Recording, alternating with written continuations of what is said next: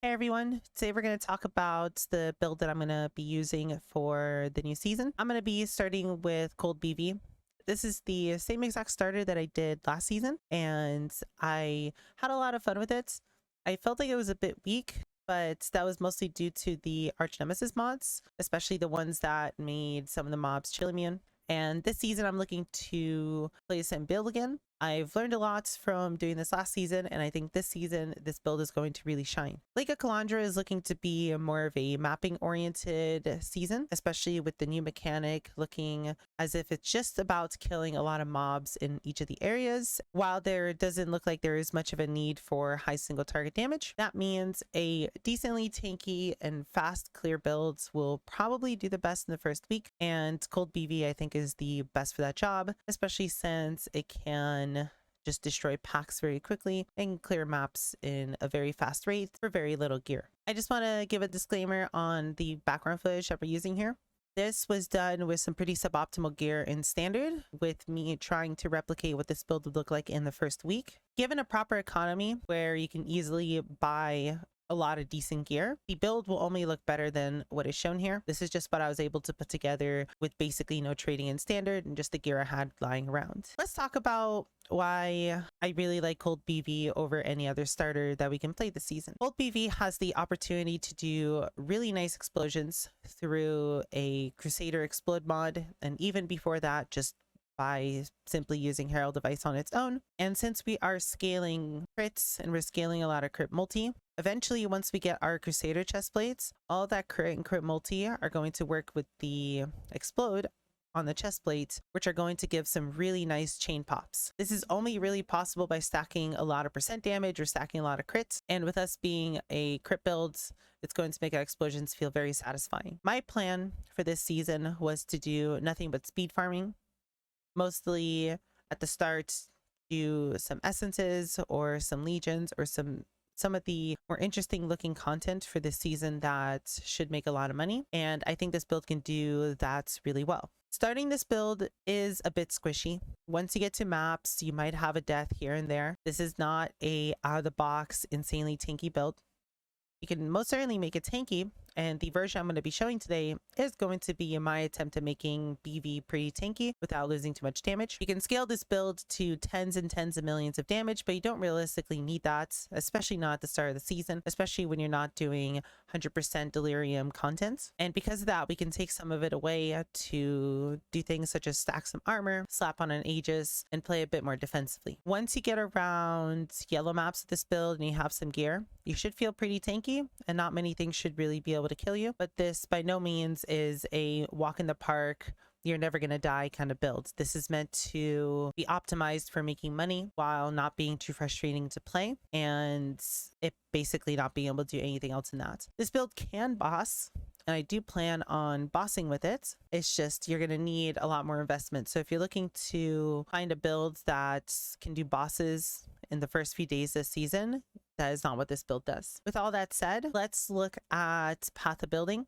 and let's look at how I'm going to be putting this together and how you can as well. First, we should talk about how to level this build. In the description below, there'll be 2 links for path of building.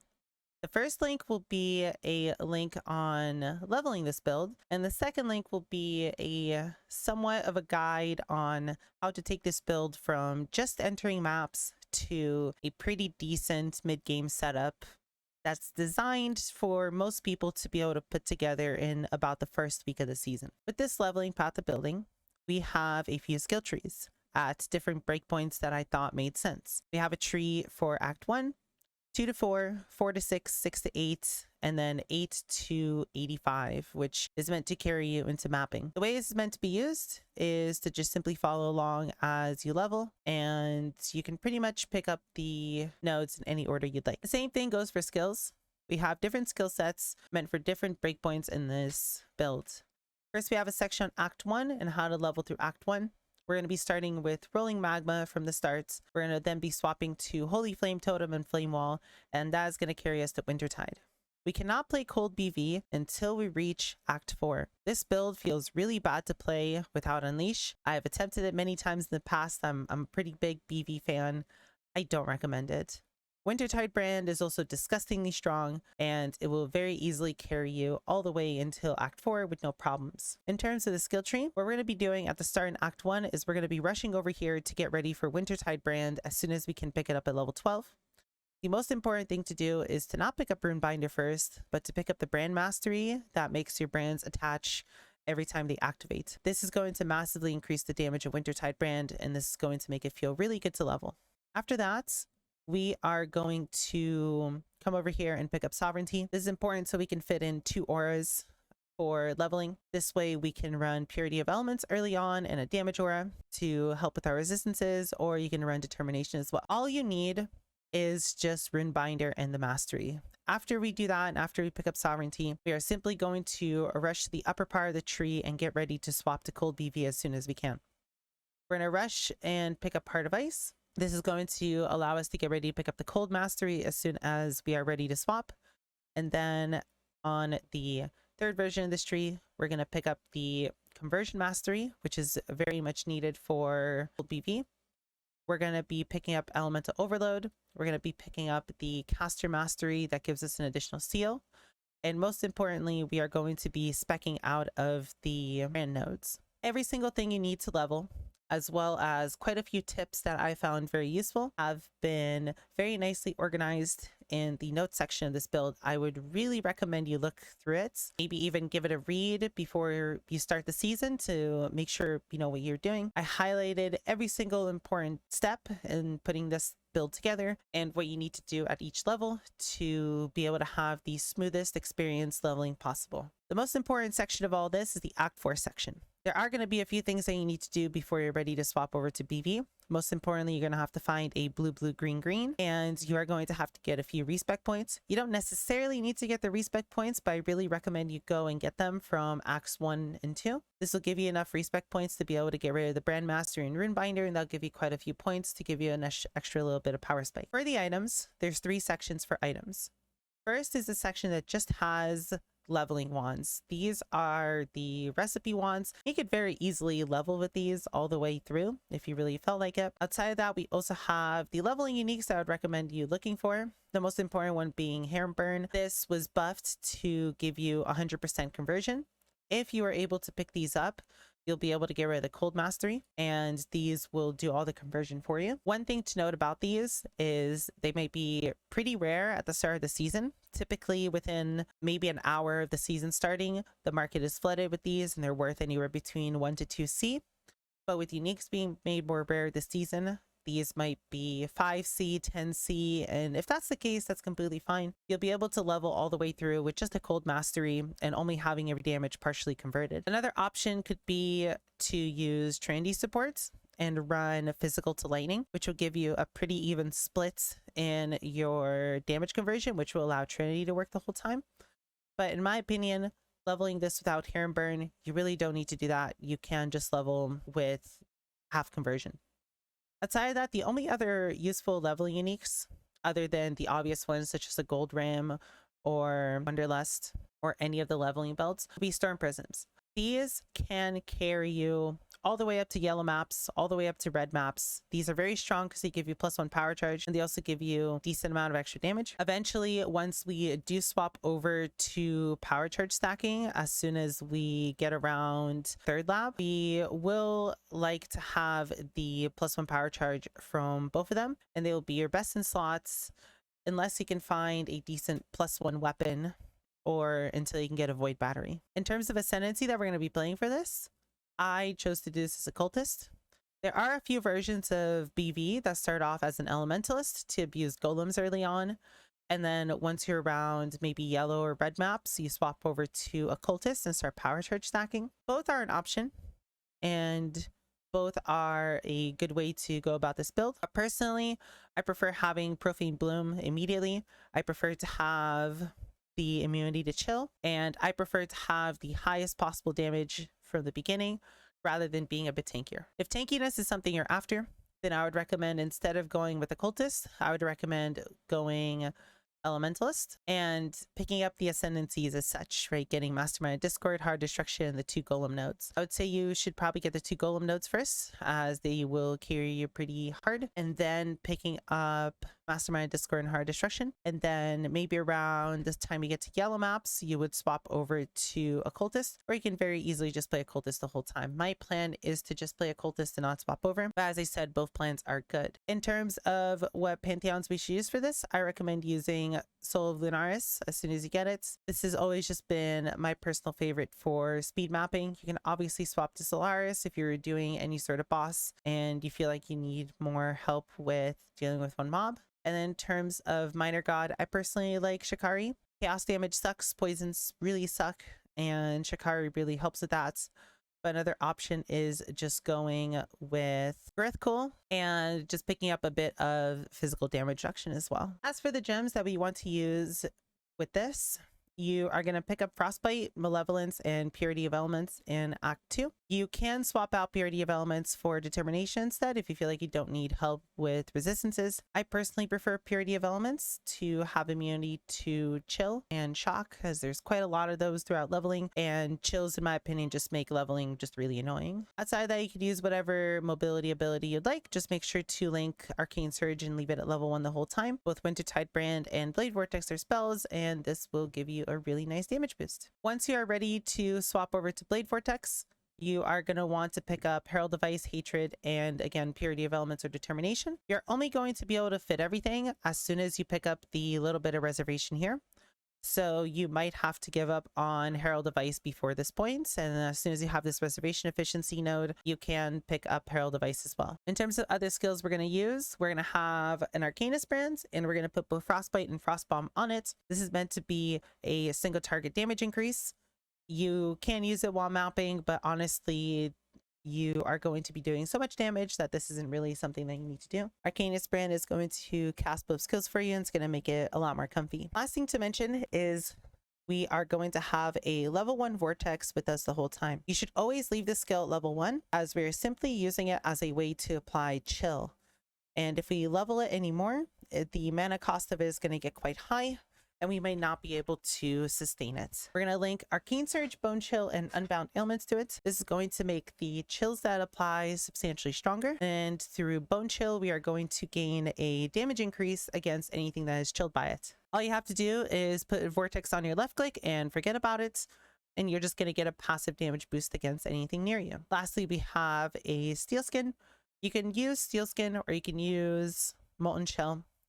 Look at your armor and decide for yourself. I would say if you have over 4,000 or 5,000 armor, it's better to use Molten Shell. But if you have less armor than that, it's better to use Steel Skin. I prefer using a low-level Steel Skin with a cast when damage taken, but you could also most certainly have a high Steel Skin or Molten Shell and a high cast when damage taken to help you against big bursts of damage. Let's also look at an example of what some gear might look like once you reach maps. By this point, you should have enough money to be able to buy 2 Storm Prisms. These are 1C uniques. They really shouldn't be too difficult to get, but the most important thing to do is to get Hamburn. If you haven't managed to get yourself a pair by the time you get to maps, this should be the first thing that you save for. It's going to be with you for a very long time. It's somewhat difficult to replace these gloves on a cheap budget. I personally really like the goal.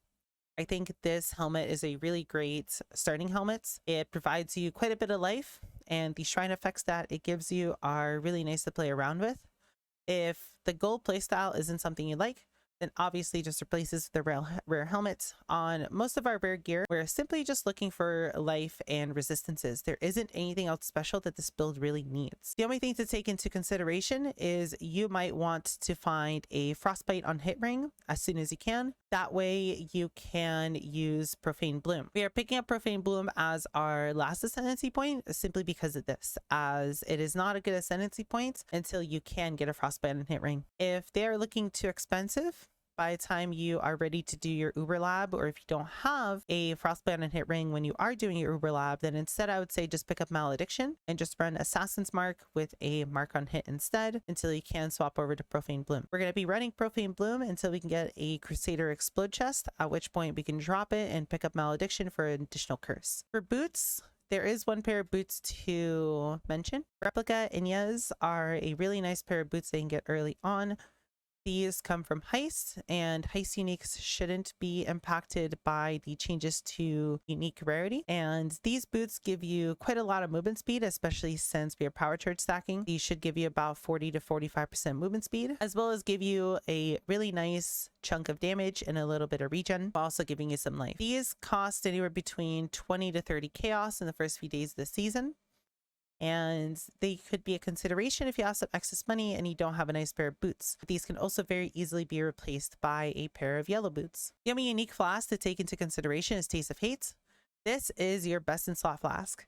Even if you get a minimum roll Taste of Hate, it's going to be the best flask that you can slot into that slot for the rest of the game. The amount of tankiness that Taste of Hate provides you, along with the nice damage boost that it gives you, makes it amazing to use. These are pretty cheap early on, and it shouldn't be too difficult to pick one up. I would definitely prioritize this over maybe getting a Inyas or maybe getting a Goal if you had a bit of money and had to choose between the three. For other flasks, we're simply just running charges when you're hit.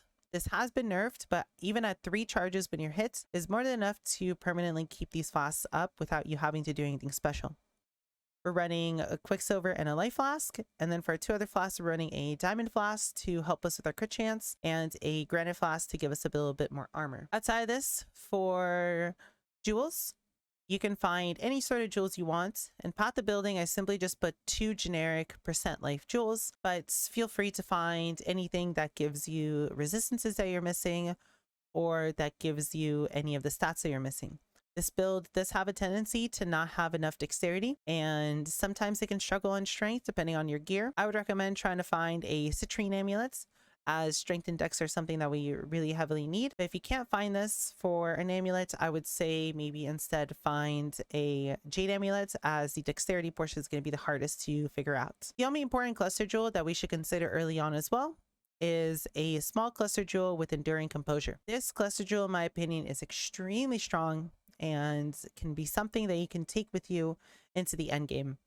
This effectively just makes it so you have permanent endurance charges, and having 3 endurance charges, especially early on into mapping where you might not have the best of resistance gear or you might not have enough armor, can really help you deal with damage that you take. You can find either a 2-socket or a 3-socket one, but if you do find a 3 passive unending composure, then I would say try to find some useful stats on the smallies as well. Maybe try to find some flat armor or some flat life, but whatever you can find with enduring composure is all you really need. Other things to note is you can, instead of finding a goal, you can look for a rare helmet with the Blade Vortex enchant for additional duration. If you were to find that immediately, you can come down here and respec out Potency of Will. The only reason we are coming and picking this up is Blade Vortex really does not feel good without this little bit of increased duration. But as soon as you get the Blade Vortex helmet enchant, you can get rid of all these points and get back 7 passive points to put wherever else you like. That about does it for what you should need to level this build and be able to start early mapping. Again, I would say please look at the notes. I've spent quite a bit of time on these notes to help you and guide you through. I've also have a little section at the bottom for some interesting things to consider as soon as you get to mapping. This should pretty much be all the information you need to level. Next up, let's look at the second path of building that will be available with this build. This path of building is meant to be my assumption of what most people should be able to achieve within the first week of the season. As I mentioned, my version of Blade Vortex is aiming to be a tankier version of Blade Vortex. I am not going for a full tank build, but I don't also want to die. I plan to do higher delirium mapping. I'm planning to maybe do some simulacrums. I'm planning to do content that has a lot of very deadly mobs, and I'm going to choose to go the tanky route rather than the offensive route to deal with the content I want to face. I try to balance this build for enough damage to very comfortably map, while also having a pretty big effective hit pool and not really having to worry about much. The chaos max hit here can be increased. It's just the gear that I used as generic gear was gear that didn't really have much chaos resistance, and if we were to cap the chaos resistance in this path of building, our chaos max hit should be substantially higher. The gear that is used here, I would say, is not very expensive. In my opinion, the most expensive portion of this whole thing is the Bottled Faith and the Aegis Aurora, but you can very easily skip on the Bottled Faith and just use pretty much any other flask, or you can just simply stick to a life flask. And then the Aegis Aurora is really going to be your biggest pain points of getting. I would really prioritize maybe focusing on saving up for this as soon as you have a comfortable set put together, as Aegis Aurora on its own effectively just makes you immortal to most small hits. With us being block capped, there really isn't going to be many sources of burst damage. Nice side effect of us using an Aegis Aurora is we're going to be using only a single void battery, which cuts, one void battery out of the build, which is around maybe half to 2/3 of the price of an Aegis Aurora, which just lets you save for it easier. By this point, we are looking for a bit more specialized gear. For example, we are looking for a sacrifice garb with exploding effect on it and aura effects. We're also looking to find a pair of brittle boots, and we are looking for a +1 skill gem amulet, which in my opinion, this is a bit lowballing considering next season we are going to have access to +2 skill gem amulets through the new mechanic. We also want to find a frostbite on hit ring, and then the rest of our gear is pretty generic outside of that. We're also looking to go for a cluster jewel. This cluster jewel might be a bit on the expensive end. We're running Doriani's Lesson, Blast Fleas, and Blanketed Snow. Blast Freeze, in my opinion, is extremely strong, and if you're looking for a cluster jewel, that's a bit weaker than this. And if you're simply looking for a cheaper jewel, I would cut either Blanketed Snow or Doriani's Lesson, or maybe even both. Simply finding a large cluster jewel Blast Freeze on its own to start with is a great beginning, as this node is super underrated for how much it actually does to keep you alive. We're still using Enduring Composure. This is very difficult to get rid of, and it's going to carry you quite heavily in the tankiness departments, and we're rounding out our health with a Fettle Small. The rest of the build is simply just focused on picking up block chance now, as well as picking up all the efficient nodes. We're using a Thread of Hope to pick up Glancing Blows. You can also consider picking up Divine Shield if you'd like. After running Divine Shield on various builds last season, my opinion of it is a bit mixed. I feel like in some situations it's good, but in other situations it doesn't really do anything. I would take this note at your own discretion. And outside of that, we are using a Intuitive Leap to pick up some really important nodes. Mystic Bulwark is letting us have all the spell block we need. Presage is giving us enough reservation to be able to use our abilities, and Discord Artisan is just a very strong node. The only other thing really to note is that we are using a Militant Faith that is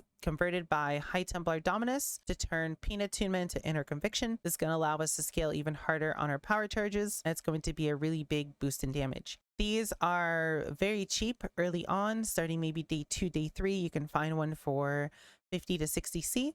And I would say 50 to 60 C for a 20% DPS increase is very fair. This path of building is difficult to give a price point on how expensive this really is, as prices change every season, especially with uniques being made more rare this season. It's even more difficult. But if I were to try and estimate the total price of what is exactly shown here, I would say this is maybe around 15 to 20 exalted. And I feel like that's a pretty fair price point given how fast this build can go. This path of building also has a pretty in-depth section on how to gear. The most important part of this is I put this together with the assumption that you're coming from the other path of building and you have a relatively early mapping setup and you're looking for a way to maybe replicate this gear or get close to it. I put in each section some alternatives or some smaller upgrades that you can incrementally make to make your way to some of the bigger items. And then I also have a little crafting section on